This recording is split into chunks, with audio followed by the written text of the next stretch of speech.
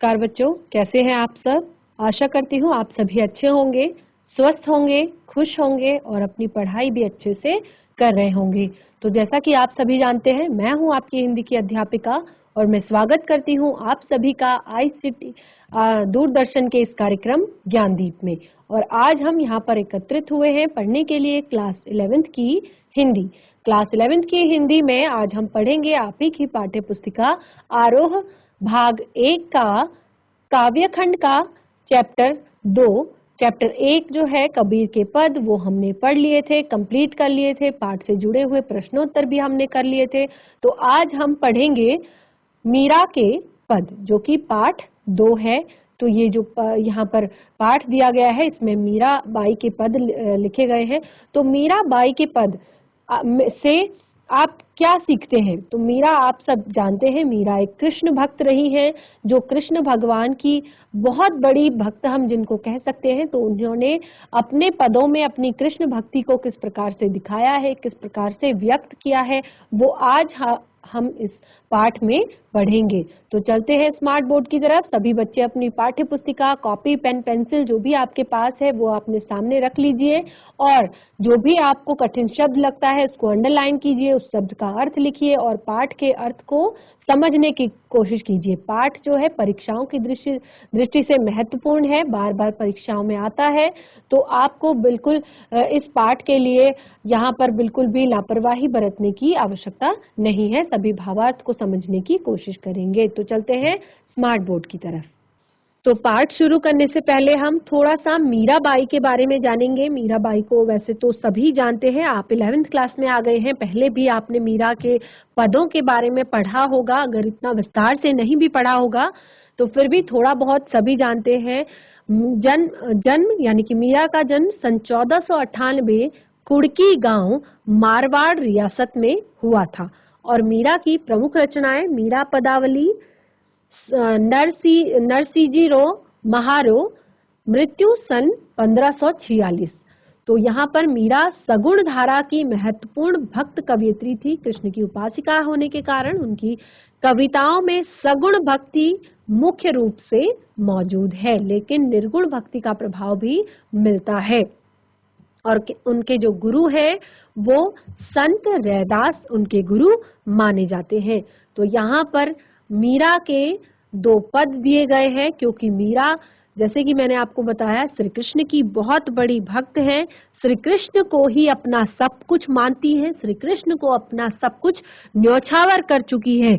तो जैसे कि मीरा का जो मीरा के जन्म के बारे में बताया, तो मीरा की शादी हुई थी राणा जो थे उनसे, लेकिन मीरा के मन में केवल श्री कृष्ण बसा करते थे। उस समय जो महिलाएं थी उनको इतनी ज्यादा बाहर निकलने की, लोगों के साथ उठने बैठने की इतनी ज्यादा उनको आज्ञा इस बात की नहीं थी, इतनी ज्यादा उनको खुली आजादी नहीं थी। लेकिन मीरा, चूंकि मीरा का जो मन है वो कृष्ण भक्ति की तरफ ज्यादा था, तो इसीलिए मीरा बहुत सत्संगों में भी जाया करती थी, बहुत अलग अलग जगहों पर जाया करती थी, जिस कारण उनके जो पति थे वो बहुत ज्यादा उनसे नाराज रहा करते थे। तो क्या कुछ उन्होंने, मीरा ने अपने जीवन में जिया श्री कृष्ण के लिए, वो सारी चीजें यहाँ पर मीरा बता रही है।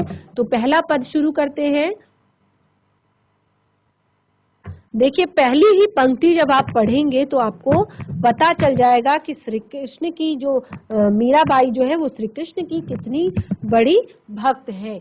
तो मीराबाई कहती है अपनी पहली ही पंक्ति में, अपने पहले ही पद में, कि मेरे तो गिरधर गोपाल दूसरो न कोई, जाके सिर मोर मुकुट मेरो पति सोई। तो मीराबाई यहाँ पर कवयित्री कृष्ण जो उनके आराध्य हैं उनके प्रति अपनी निष्ठा को व्यक्त करती है, उनके प्रति अपने प्रेम को व्यक्त करती है, और एवं सांसारिक मोह माया में लिप्त जो लोग हैं उनके प्रति दुख व्यक्त करती हैं अपने इस पद में। तो सुनिए क्या कहती है कि मेरे तो गिरधर गोपाल दूसरो न कोई, जाके सिर मोर मुकुट मेरो पति सोई। मीराबाई कहती है कि मेरे जो प्रियतम है वो सिर्फ एक प्रियतम है, वो है गिरधर गोपाल यानी कि श्री कृष्ण। जाके सिर मोर मुकुट मेरो पति सोई। जिनके सिर पर मोर मुकुट है और जो अपनी छोटी सी उंगली पर पर्वत को उठा लेते हैं, उनके अलावा मेरा कोई नहीं है, वही मेरे पति हैं, वही मेरे आराध्य हैं। तो यहाँ पर अपनी इन पंक्तियों में श्री कृष्ण के प्रति अपने प्रेम को व्यक्त करते हुए कवियत्री कह रही है कि मेरे आराध्य श्री कृष्ण के अलावा और कोई दूसरा नहीं है।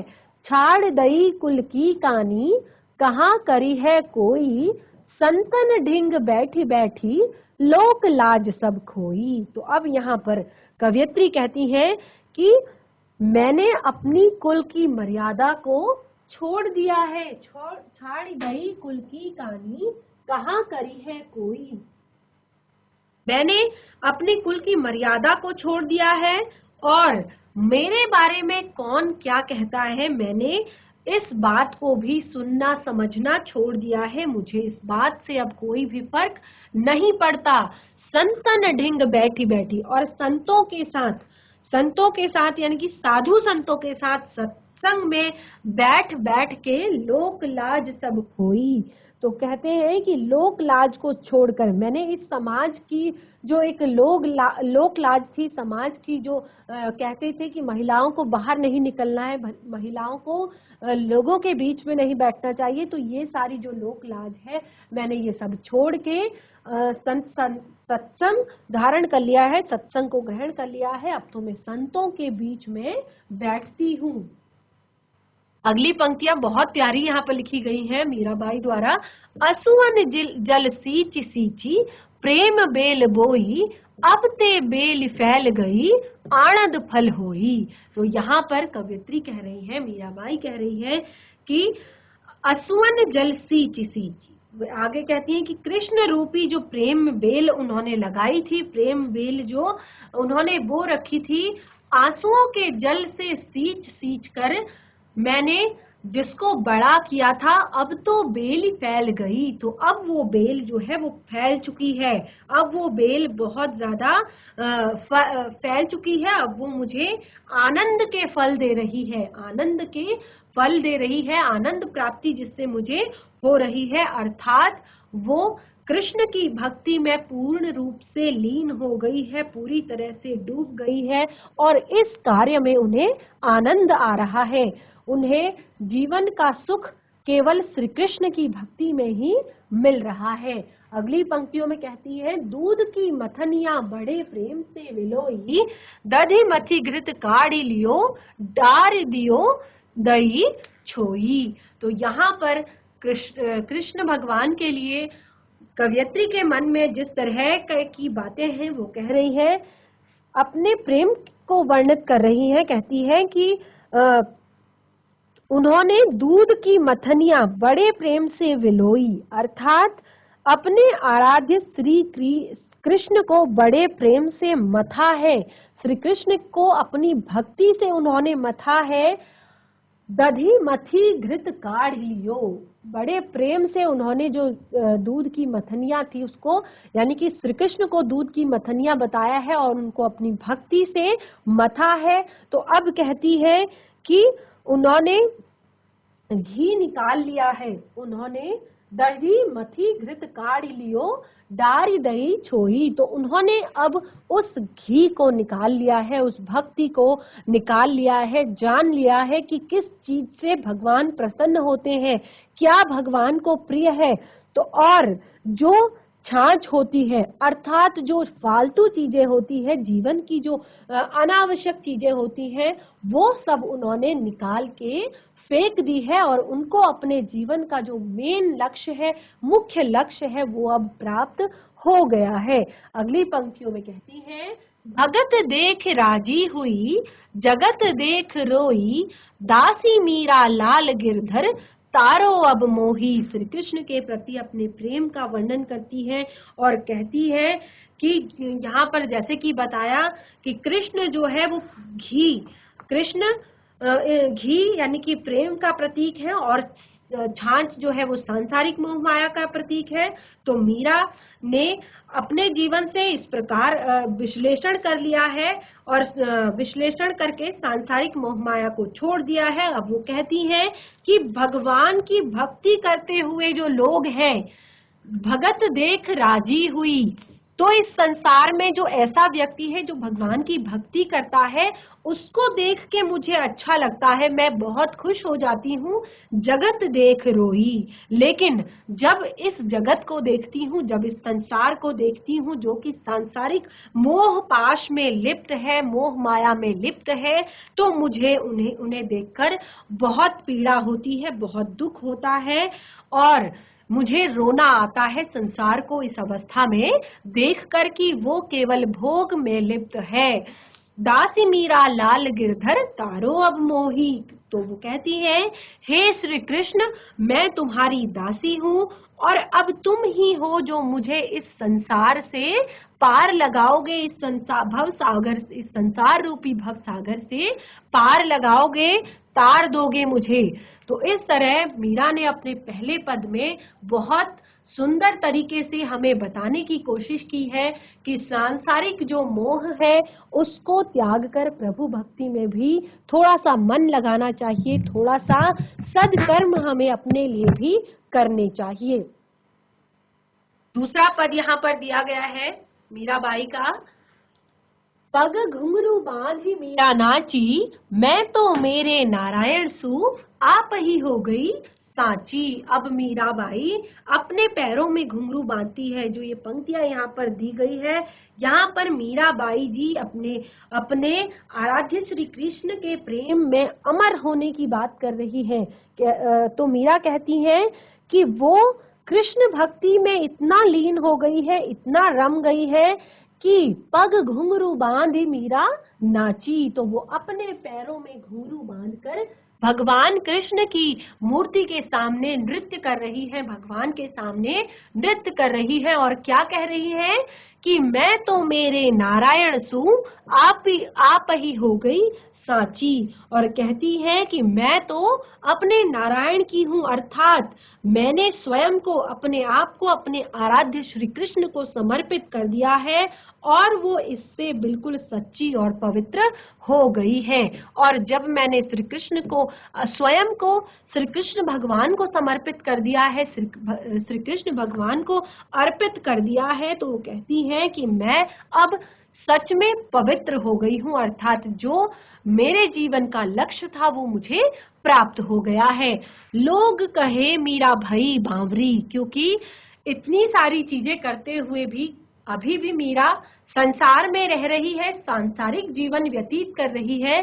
तो संसार के लोग जो है वो मीरा को क्या कह रहे हैं, लोग कहे मीरा भई बावरी, न्यात कहे कुल नासी। तो यहाँ पर जो संसार के जो लोग हैं वो कहते हैं कि मीरा बावरी हो गई है, अर्थात वो पगला गई है।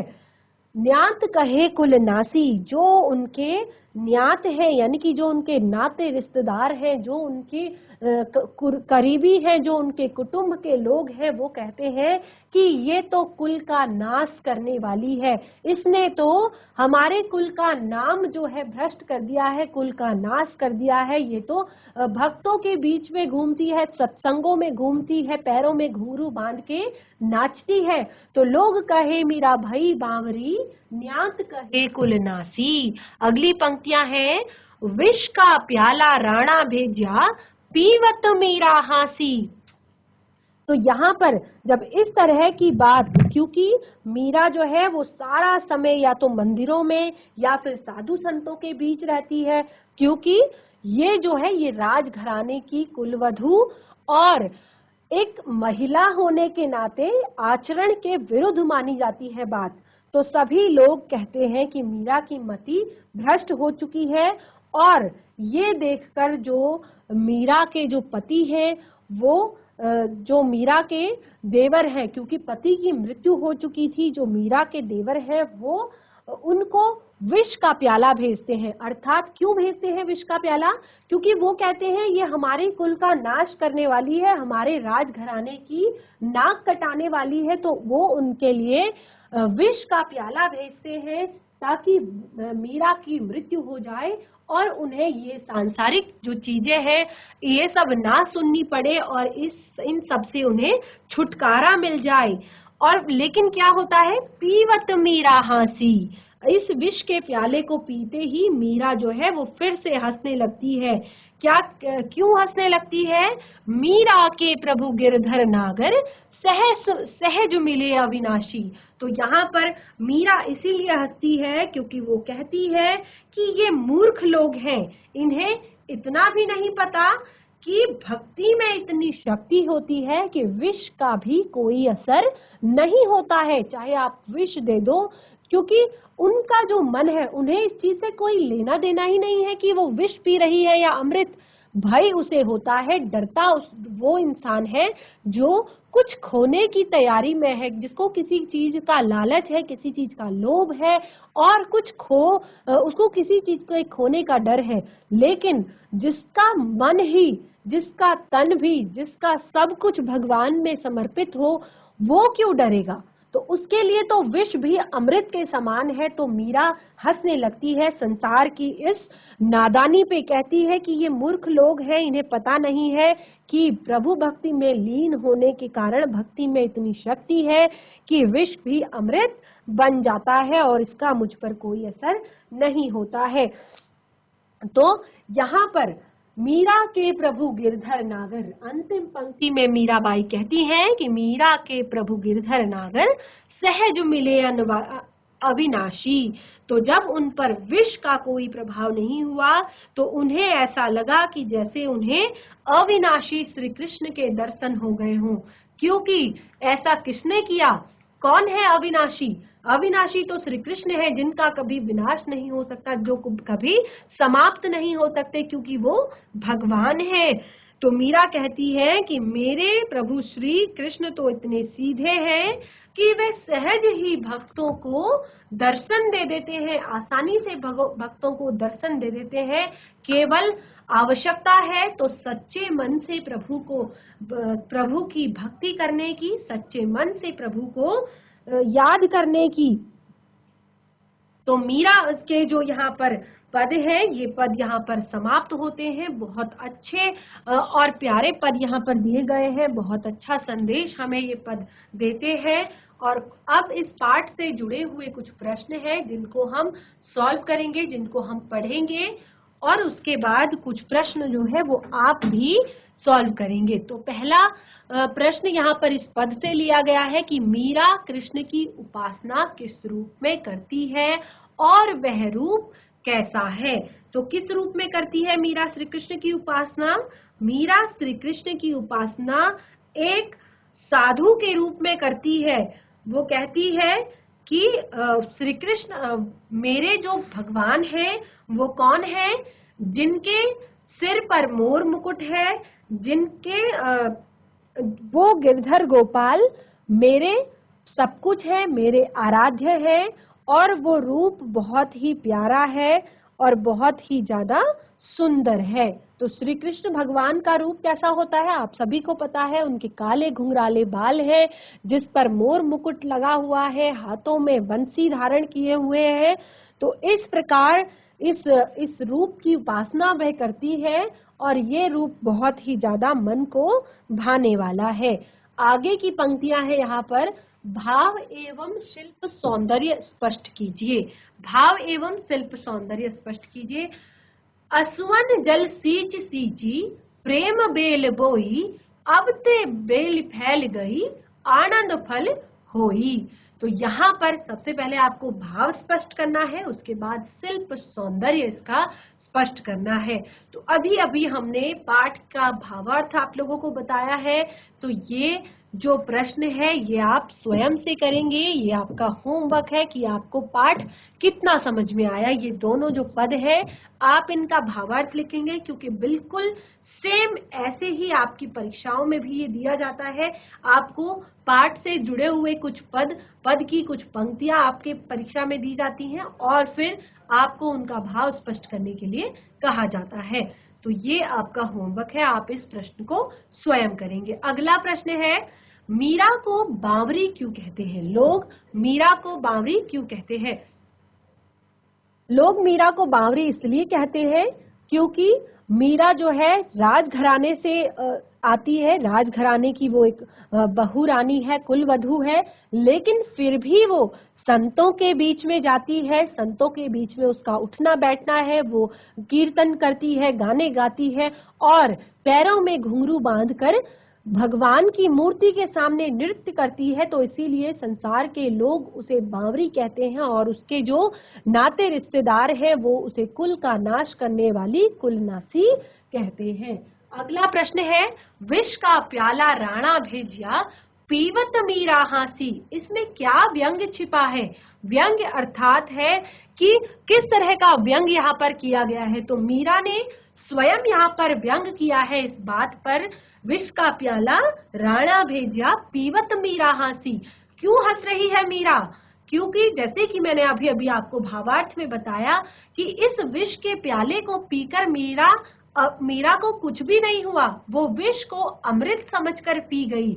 क्योंकि वो कहती हैं कि जो भगवान की भक्ति में लगे हुए हैं, ये जो संसार के लोग हैं ये मूर्ख है, इनको इतना भी नहीं पता कि जो व्यक्ति भगवान की भक्ति में लीन है उस पर विष का भी कोई असर नहीं होता है। इसीलिए यहाँ पर एक ये व्यंग छिपा हुआ है। अगला जो प्रश्न है उसमें पूछा गया है कि मीरा जगत को देखकर क्यों रोती है। तो मीरा जगत को देखकर बच्चों इसलिए रोती है क्योंकि जगत के जो लोग हैं वो केवल भोग विलासता में लिप्त हैं, वो केवल अपने लिए, अपने स्वार्थ के लिए कमाना चाहते हैं, अपने स्वार्थ में जीना चाहते हैं, वो प्रभु भक्ति की ओर मन नहीं लगाना चाहते हैं।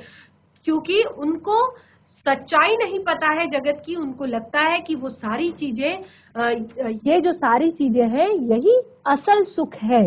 तो इसीलिए मीरा जगत को देखकर रो रही है।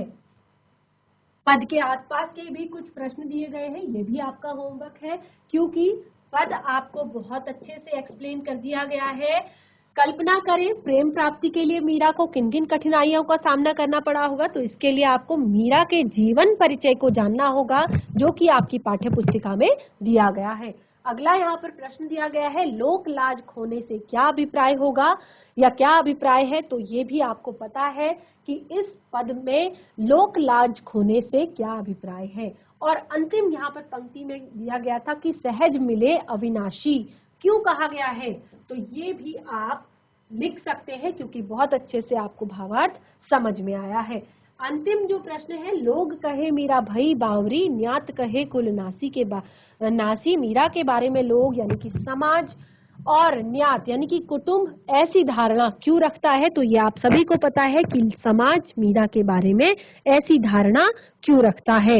और पाठ से जुड़े हुए कुछ कठिन शब्द भी आपकी पाठ्य पुस्तिका में यहाँ पर दिए गए हैं, तो आप इनको भी अपनी नोटबुक में, कॉपी में लिख सकते हैं। तो ये जो पाठ है ये हमारा यहीं पर समाप्त होता है। मीरा के पद हमने कंप्लीट कर लिए हैं।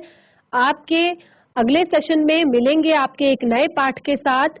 तब तक आप इस पाठ को अच्छे से पढ़िए और समझने की कोशिश कीजिए। आपके जो दोनों पाठ हमने करा दिए हैं, दोनों पाठों से संबंधित प्रश्नों उत्तर आप लिख लीजिए अपनी कॉपी में। और अगर आपको कोई चीज नहीं समझ में आती है, कोई चीज किसी में अगर आपको दिक्कत है, तो हम उसको अगले पाठ को शुरू करने से एक बार पहले फटाफट से रिवीजन करवा देंगे, फिर उसके बाद अगला पाठ शुरू करेंगे। तो तब तक के लिए धन्यवाद। आपका दिन शुभ हो।